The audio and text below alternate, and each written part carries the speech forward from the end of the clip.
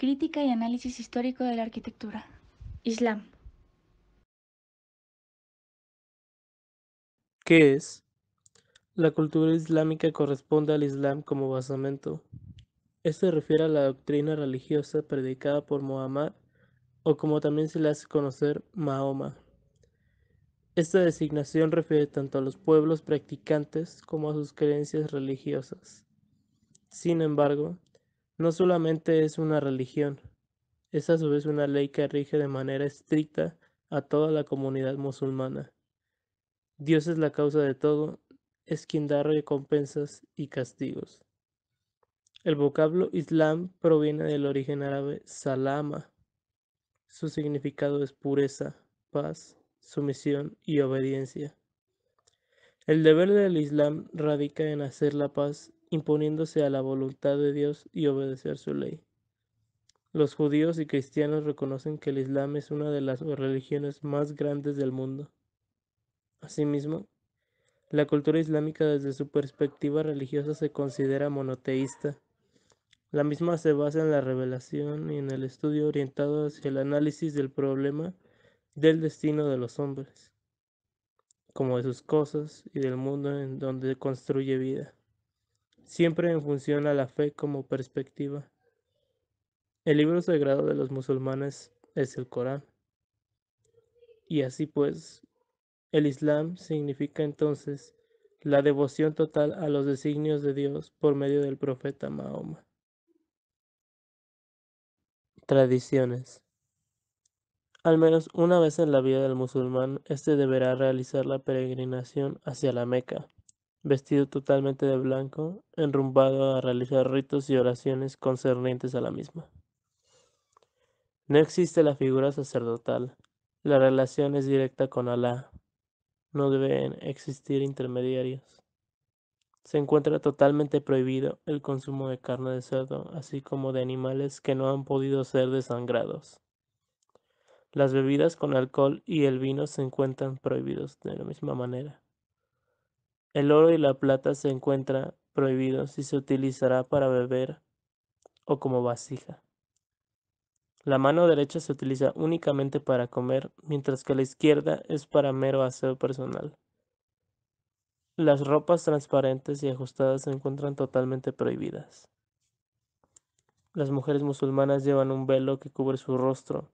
Además, utilizan guantes para cubrir sus manos y antebrazos. El maquillaje está permitido siempre y cuando sea llevado de una manera moderada. Las joyas deben ser utilizadas sin ostentarse, con moderación total. Es considerado como un acto dignificado y de alabanza el hecho de cuidar el cuerpo, de asistir a funerales y visitar enfermos, como también de acudir a banquetes y hacer regalos. El único Dios que existe para los musulmanes se llama Alá, y el único enviado para ellos es Mahoma. Es obligatorio rezar 5 veces al día en dirección a la Meca. También es obligatorio ayudar en el mes del Ramadán durante el alba. Está permitida la poligamia y es obligatorio que entre musulmanes contraigan nupcias. También se obliga a formar parte de la guerra en caso de difundir y defender el Islam. Las casas de familia poseen un espacio para rezar. En las cenas, aunque la mujer prepara la misma, no tiene permitido compartir la mesa con los hombres. Religión. El Islam es una religión monoteísta. La palabra Islam significa sumisión a Dios en árabe, aunque otra definición derivada etimológicamente sería aplicación de la paz de Dios. Para ser musulmán, basta con reconocerse como tal, es decir, pronunciar la shahada, la cual es no hay más Dios que Dios, es decir, Alá, y Mahoma es uno de sus profetas, y practicar a partir de entonces la fe, la sumisión a Dios en los diversos aspectos de la vida, familia, trabajo, etc. A la shahada le siguen otras obligaciones o pilares del Islam que todo musulmán debe cumplir: las oraciones diarias, llamadas salah, el impuesto o las donaciones a los pobres, llamados zaká, la peregrinación a la Meca, al menos una vez en la vida, llamada Hajj, y el ayuno durante el Ramadán, llamado Sam. El Islam como religión es joven. Nace en el siglo VII después de Cristo a partir de las revelaciones de Alá, Dios en árabe, a Mahoma, el elegido de Dios, quien se considera el último profeta entre otros enviados, Noé, Abraham, Moisés o Jesús.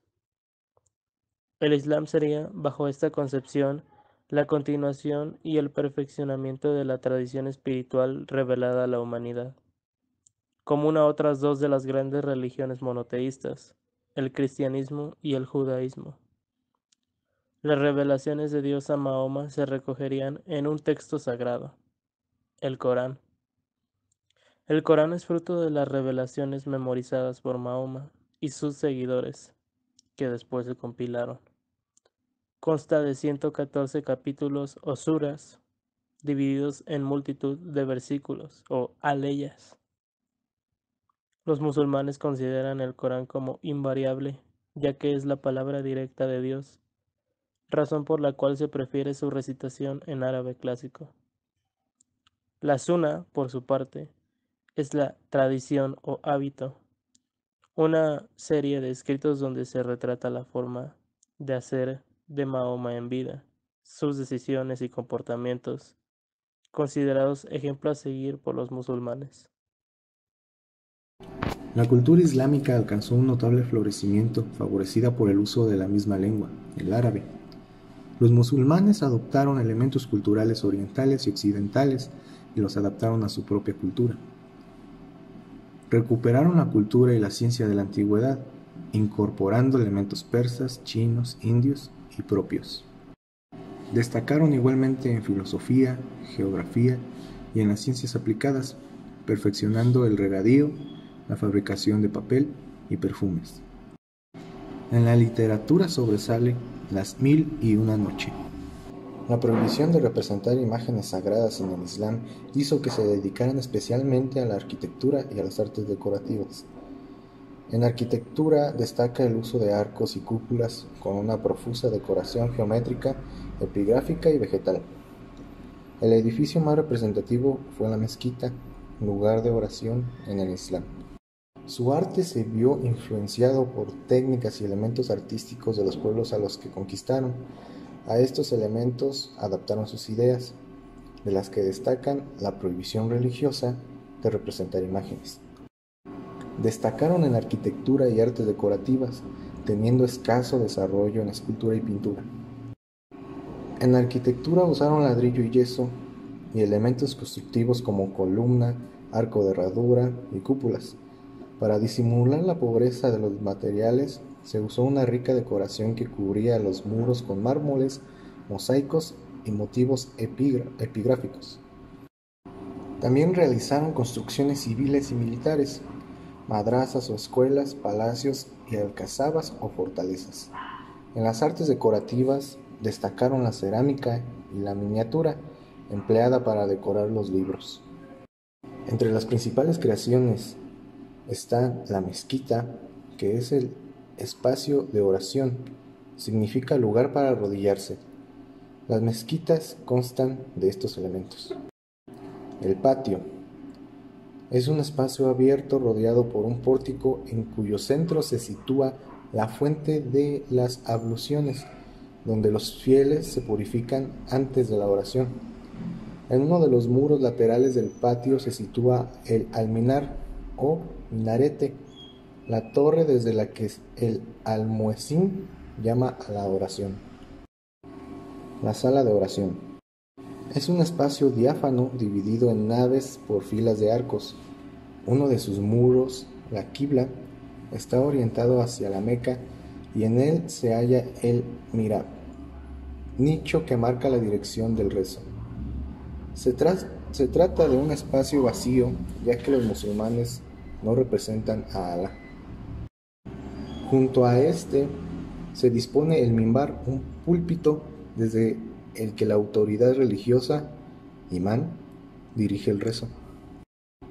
Además, en el haram se disponía un espacio para las autoridades, la maksura profusamente decorado y separado del resto.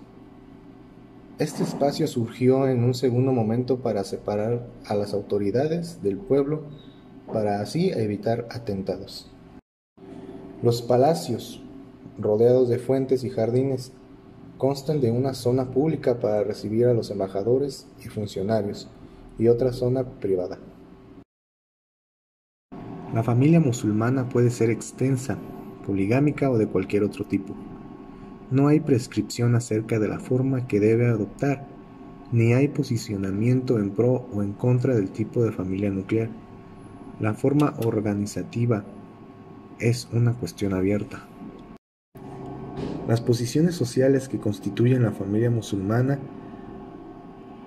incluyen, en primer lugar, el sujeto, el esposo, los ascendientes y o descendientes inmediatos. Son posiciones primarias, es decir, los constituyentes inmediatos del sistema familiar. Tales posiciones no siempre necesariamente interdependientes. Por ejemplo, el sujeto puede tener esposa, pero no ascendientes o descendientes, y o puede tener algunos de estos, pero no esposa. Los derechos y obligaciones de la familia no son cuestiones estrictamente privadas. En términos generales se administran privadamente, pero si la situación se hace difícil de manejar, la sociedad, por medio de autoridades o individuos consentientes, debe tomar riendas en el asunto para hacer cumplir la ley y mantener la justicia y la armonía. No se promueve ningún tipo particular de organización familiar. Sin embargo, parece que las familias extensas son las que con más frecuencia y facilidad se han adaptado tradicionalmente al medio musulmán. El Islam establece una hermandad religiosa que anula todos los demás lazos, incluidos los de sangre y los de matrimonio, si entra en conflicto con ella. Esta hermandad tiene seguridad, permanencia y universalidad. No niega al individuo ni reemplaza su personalidad. Cada uno es responsable de sus actos y debe autorrealizarse por medio de ellos. La protección de la verdadera identidad de la persona lo ejemplifica el caso de la mujer casada, pues aunque tiene una nueva identidad como esposa de, conserva su antigua identidad lineal. No hay confusión o mezcla, ninguna absorbe a la otra. Cada cual implica deberes y obligaciones que persisten y se mantienen. Historia. La península arábiga, habitada en los primeros siglos de la era cristiana por beduinos nómadas o semisedentarios, fue el contexto geográfico y humano del que brotaron la cultura y la civilización islámicas. Se dice que en la Meca, centro de peregrinación, ciudad de caravanas y núcleo mercantil del mundo medieval, nació Mahoma. Allí la verdad le fue revelada y comenzó su prédica del Islam, hasta que en el 622, inicio de la Égira, fue a refugiarse bajo peligro de muerte a la ciudad de Medina, en la cual encontró protección y creó los fundamentos espirituales e institucionales de la comunidad musulmana. Los 10 años de su vida en Medina y los 30 que siguieron a la muerte de Mahoma, en que gobernaron los 4 califas ortodoxos que le acompañaron en vida, es decir, del año 632 al 661, son reputados por el sentimiento musulmán como la edad de oro del Islam. Sostenida por la íntima convicción de su mensaje y por la fuerza arrolladora de los ejércitos árabes, la expansión islámica derrotó a los imperios sasánida y bizantino, así como al occidente del desmembrado imperio romano, e hizo del mundo musulmán un imperio que encabezó el comercio mundial y edificó una red de grandes ciudades. Lenguaje y literatura. La importancia del lenguaje y la palabra para un musulmán están recogidas en multitud de ocasiones y de diversas maneras tanto en el Corán y las transmisiones del mensajero de Alá, la paz y las bendiciones de Alá sobre él, como en el ejemplo dejado por sus compañeros y las personas de conocimiento que le siguieron hasta nuestros días. El buen uso de las palabras, tanto como cortesía como para asegurar la veracidad en lo dicho, es de suma importancia para todo musulmán. A esto se suma la gran capacidad y la exquisita sutileza de la lengua árabe a la hora de expresar cada asunto con multitud de matices y posibilidades, haciéndola una de las lenguas más ricas y versátiles, así como el refinado gusto del pueblo árabe por todas las artes escritas tanto en prosa como en verso. Todo ello ha propiciado que a lo largo del tiempo y los lugares en los que los musulmanes han estado presentes se pueda apreciar su influencia enriquecedora, ya sea en forma de obras literarias y traducciones como en una mayor riqueza de las lenguas, incorporando nuevos términos y conceptos. Desde una perspectiva histórica, el hablar de la influencia de los musulmanes en el lenguaje general es necesario abordarla hablando de la lengua árabe en particular, al mismo tiempo que las principales figuras en el ámbito literario y erudito en el Islam representan una amplia gama de orígenes étnicos y culturales que todos ellos adoptaron el árabe, la lengua del Corán, como medio de expresión universal. Desde el momento que el Corán fue adoptado como el patrón de base de una vasta y diversa colección literaria que se ha ido acumulando a lo largo de 14 siglos de historia. Vestimenta. Hijab. La enseñanza del Islam respecto al hijab es probablemente la más confusa y la más difícil de aceptar para la sociedad occidental. Esto es debido a la errónea y amplia noción de que la enseñanza del hijab es una severa restricción impuesta a la mujer musulmana, siendo la realidad totalmente distinta. El hijab es un instrumento de protección a la mujer que le libera de muchos males sociales. La palabra pardá también se usa para describir el concepto y la práctica del hijab. El Islam no solo establece normas para los individuos, sino también para el bienestar de toda la sociedad en general. En este caso, la institución del hijab protege la condición moral de la sociedad. A la mujer musulmana no solo le recaen responsabilidades como madre e hija, sino que comparte con el hombre la responsabilidad de elevar el estándar moral de la sociedad. El Santo Corán menciona el hijab como uno de los métodos para que el hombre y la mujer alcancen esa meta. El Santo Corán requiere a las mujeres musulmanas que vistan con modestia, se cubran la cabeza y lleven una prenda exterior que oculte su belleza ante los ajenos. Sin embargo, debe tenerse en cuenta que esta protección física constituye solo un primer paso hacia el cumplimiento del hijab. El verdadero y pleno cumplimiento del hijab se alcanza cuando el velo abarca el corazón y la mente del hombre y la mujer. Esto significa que los hombres y mujeres deben tapar y proteger su mente y corazón de pensamientos impuros e inmorales en presencia del sexo opuesto. Nuestros pensamientos, palabras y actos deben reflejar un amor y respeto fraternales hacia el prójimo. Esta actitud contribuye a elevar la moralidad de la sociedad, creando una atmósfera de respeto y entendimiento entre el hombre y la mujer.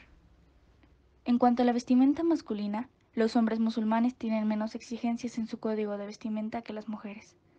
El requisito mínimo es que la ropa cubra el cuerpo desde el ombligo hasta la rodilla. No deben usar ropa por debajo de sus tobillos y se les prohíbe usar seda y oro. Se espera que los hombres musulmanes usen ropa suelta, modesta y digna. La enseñanza islámica sobre el trato a la mujer es una de las que mayores malentendidos suscita. La mujer occidental, por lo general, considera que la mujer musulmana vive reprimida y privada de derechos. En la Arabia preislámica, así como en el resto del mundo, su condición era similar a la de los esclavos o subordinados, sin derecho alguno. La mujer no poseía ningún derecho sobre la propiedad o la herencia. En asuntos domésticos, carecía de derechos sobre sus hijos e incluso sobre sí mismas. Sin embargo, en la Arabia del siglo VI, la situación de la mujer cambió drásticamente con la aparición del Islam. Se confirió a la mujer derechos similares a los del hombre, situándola al mismo nivel. En el Santo Corán, Dios dice claramente que ha creado iguales a los hombres y a las mujeres. El Santo Corán, además, asegura la igualdad de la mujer a nivel espiritual, intelectual y social. Los derechos de la mujer también han sido salvaguardados por el Santo Profeta, al tratar él mismo a las mujeres con gran honor, amabilidad y dignidad, según los mandamientos de Dios.